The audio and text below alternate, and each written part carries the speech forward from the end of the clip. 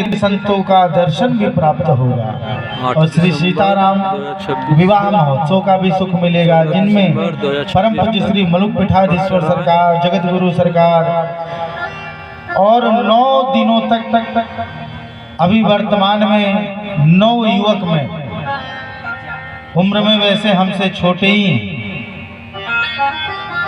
धीरेन्द्र शास्त्री, सबके चहेते सबके लाडले पूज्य श्री बागेश्वर धाम वाले श्री धीरेन्द्र शास्त्री जी 9 दिनों के लिए आ रहे हैं। तो आप सब सादर आमंत्रित हैं, निमंत्रित हैं। अभी से अकेले नहीं, परिवार के साथ, कुल कुटुंब के साथ आइए और व्यवस्था की चिंता मत कीजिए, केवल अवस्था के अनुरूप पहुंचिए। व्यवस्था तो वहाँ जानकी जी, किशोरी जी स्वयं संभालती हैं।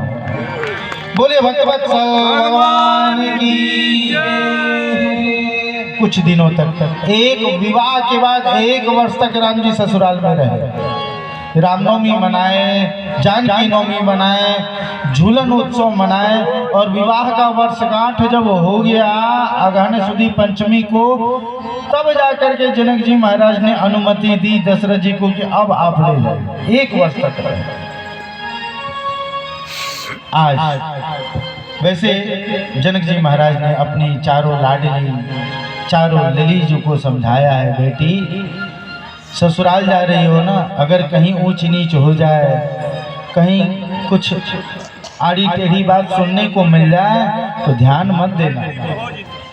जनक जी ने दशरथ जी से कहा है, हे चक्रवर्ती जी महाराज, मेरी चारों ललियां बहुत छोटी अबोध हैं। जैसे आप अपने लाल जी के अब चंचलता तो करते ही होंगे, तो अगर कोई चंचलता करते हैं तो आप जैसे नाराज नहीं होते हैं, वैसे जब मेरी बेटी अगर कोई भूल चूक कर दे तो इसे अपना जैसे बेटा मानते हैं, अपनी बेटी मान करके क्षमा कर।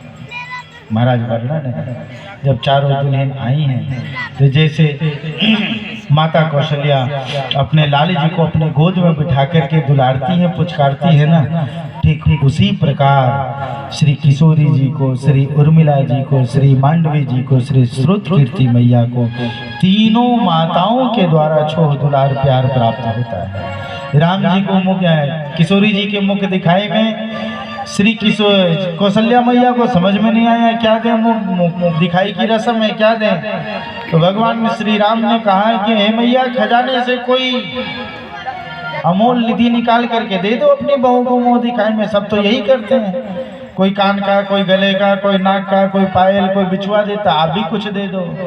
तो किशोरी श्री कौशल्या मैया ने उस खजाने में नहीं पर अपने उदर रूपी खजाने से प्रकट हुए नील सरोवर नील मणि के कलाई को पकड़ करके, हाथ को पकड़ करके और श्री किशोरी जी के हाथों में सौंप दिया कि बेटी आज से 100% अब तुम्हारे राम।